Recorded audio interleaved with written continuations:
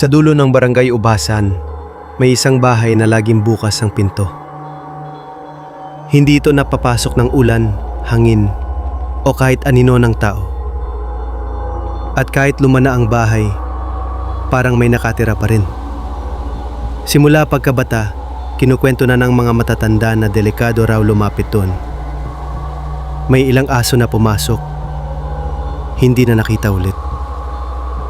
May lasing na sumilong. Kinabukasan wala na sa listahan ng residente.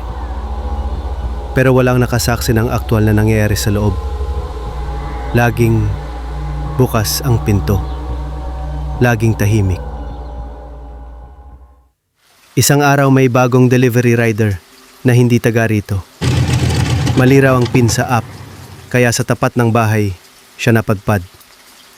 Dahil bukas ang pinto, sumilip siya.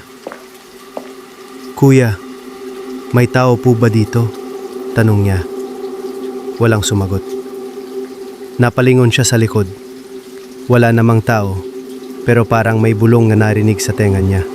Halika na. Halika na.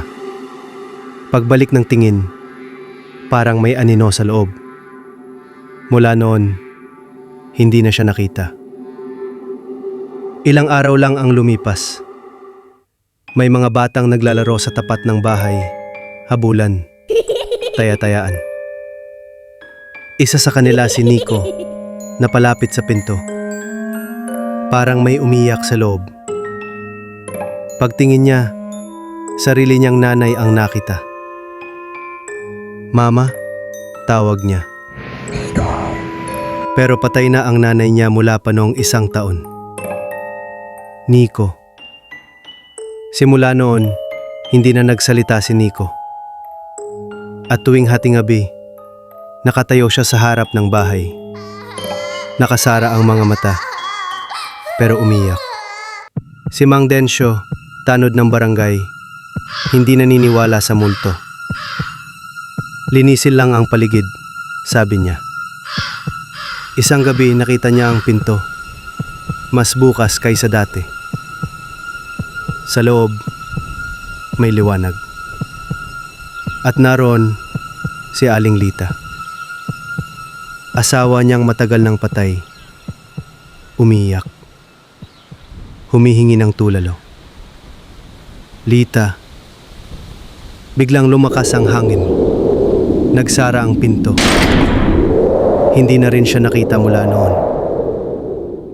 May mga nagsasabing tuwing madaling araw, may babaeng nakaupo sa pintuan. Walang muka, pero nakatingin. At ang pinakanakakatakot sa lahat, kahit ilang taon na ang lumipas, bukas pa rin ang pinto. Kung sakaling mapadpad ka sa barangay Ubasan at may nakita kang lumang bahay na bukas ang pinto, huwag kang titingin.